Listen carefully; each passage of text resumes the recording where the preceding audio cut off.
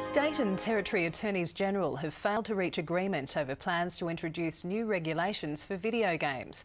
The federal government has been pushing for the introduction of a new mature 18+ category.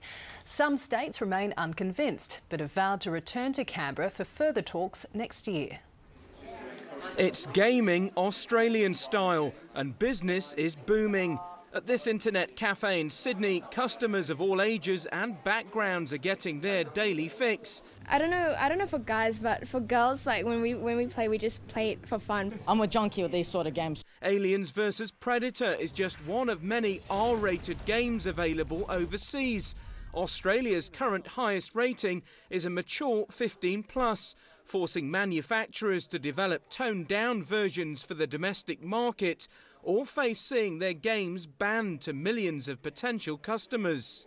Given that we live in the age of the internet, banning these games that are suitable for adults is not really going to have a huge impact in keeping them out of the hands of children, but it does restrict legitimate commerce. So really there's no reason why we shouldn't go ahead with this reform.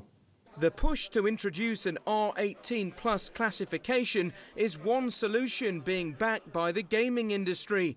And while the proposal was discussed in Canberra today, agreement couldn't be reached. There is a view that we should draft guidelines.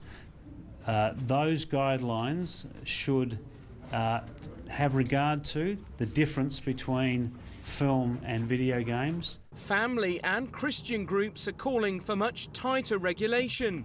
Certain material is simply refused classification so that it's against the law and it's not available.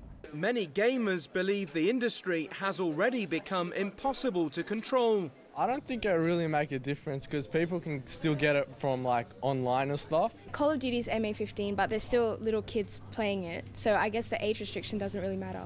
It's only really a rating and it's not necessarily complied with. Groups from all sides will now have to return to the drawing board and come up with a new solution to an emotive issue for parents and players alike. Matt Warren, World News Australia. SBS has won